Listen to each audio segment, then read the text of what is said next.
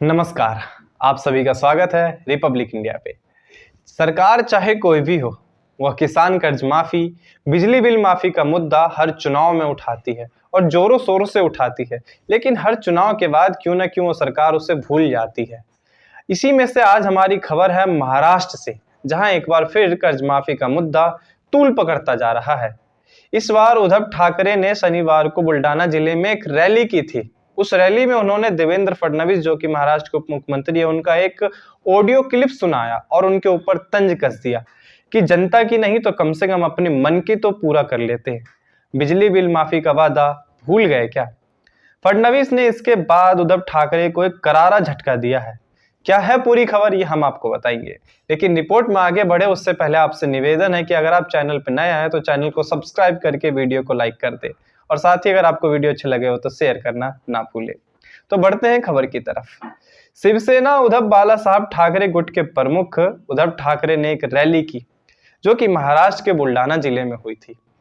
चिखली की किसान रैली में उद्धव ने शिंदे फडणवीस सरकार और भारतीय जनता पार्टी पर जमकर हमला बोला।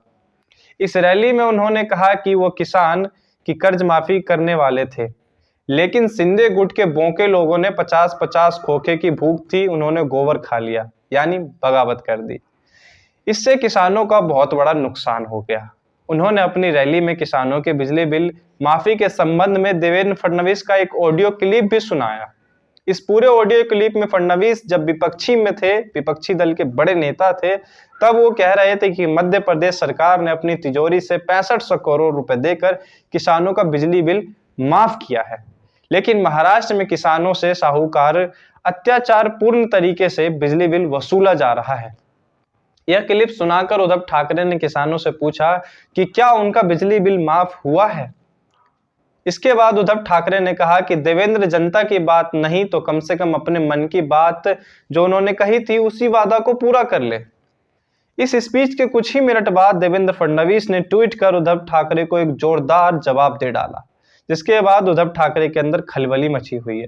फडणवीस ने उद्धव ठाकरे का 2019 और एक वीडियो जो कि 2022 का है, दोनों को एक ट्वीट करके वीडियो पोस्ट कर दिया और लिखा, कुछ लोग हैं जो जनता की बात सुनते नहीं हैं और ना ही अपने मन से किया हुआ वादा पूरा करते हैं।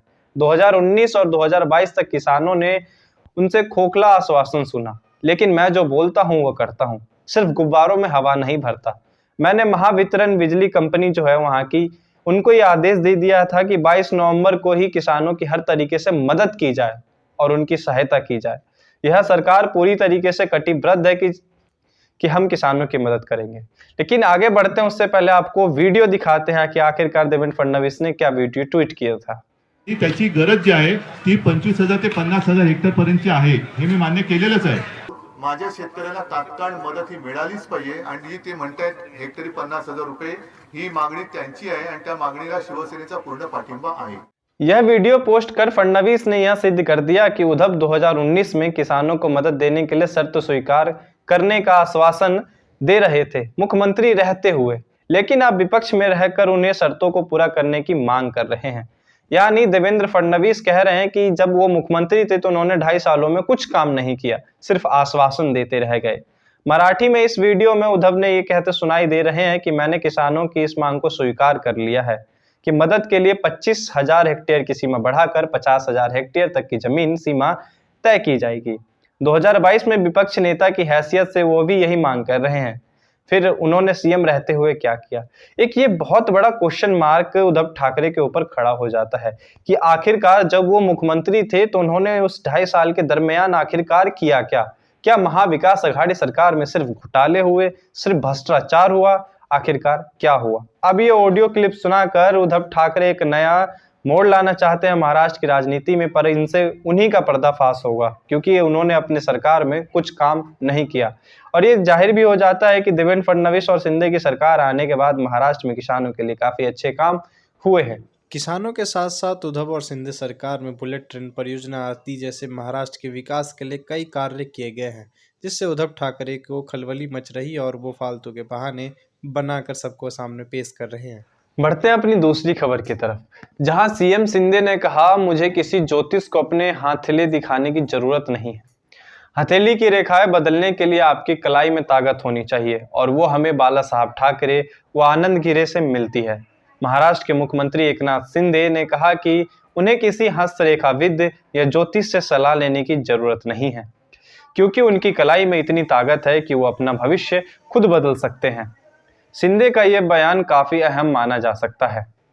विपक्ष ने शिरडी और नासिक के हालिया यात्रा के दौरान ज्योतिष से मिलने को लेकर शिंदे के ऊपर मजाक उड़ाया था। माना जा रहा था कि शिंदे का ये बयान इसी के सिलसिले में आया है। सीएम शिंदे ने सितारा जिले के कराड़ में पत्रकारों से बातचीत के दौरान कहा कि मुझे अपनी किसी ज्योतिष को अपने हाथ दिखाने की जरूरत नहीं है। हथेलियों की रेखाएं बदलने के लिए आपके कलाई में पूरी ताकत होनी चाहिए और वो हमें बाला साहब ठाकरे व आनंद गिरे से मिलती है।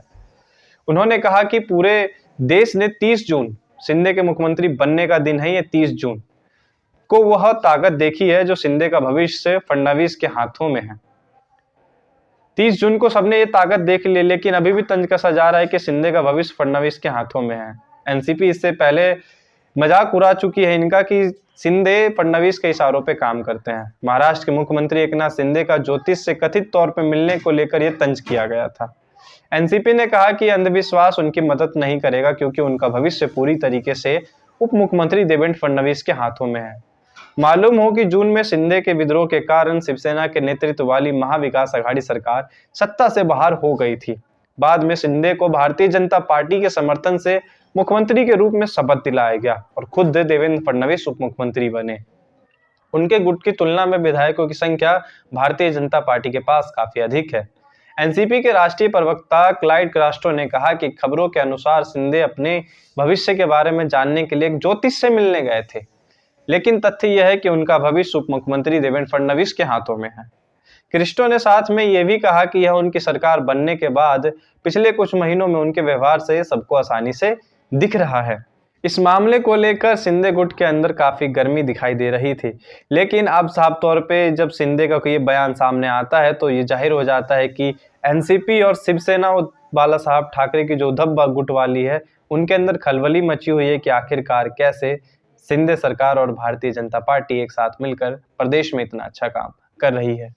अब यही मुद्दा था इनका, जो ये कह रहे हैं कि वो ज्योतिष से मिलने गए थे, लेकिन हकीकत कुछ और है। ज्योतिष से मिलने का समय अब इनका आ गया है, क्योंकि जेल से इनके एक से एक नेता छूट रहे हैं। अब पहले वो गिरफ्तार होते हैं। पूर्व मुख्यमंत्री उद्धव ठाकरे के पास अब कुछ मुद्दा बचा नहीं है, इस कारण वो ऐसे ऐसे फालतू के मुद्दे उठाते हैं और ऑडियो क्लिप सुनाकर ये कर्ज माफी का मुद्दा लाकर महाराष्ट्र की राजनीति में एक नया मोड़ लाना चाहते हैं। लेकिन ये सबसे बड़ा प्रश्न उन्हीं के ऊपर खड़ा हो जाता है कि आखिरकार 2.5 साल के कार्यकाल में उन्होंने किया क्या। खैर, राजनीति में सियासी उठापटक तो चलती रहती है, लेकिन आज की वीडियो आपको कैसी लगी हो ये कमेंट बॉक्स में लिखना आप ना भूलें। और अगर आपको वीडियो अच्छी लगी हो तो लाइक करके शेयर जरूर करें। धन्यवाद।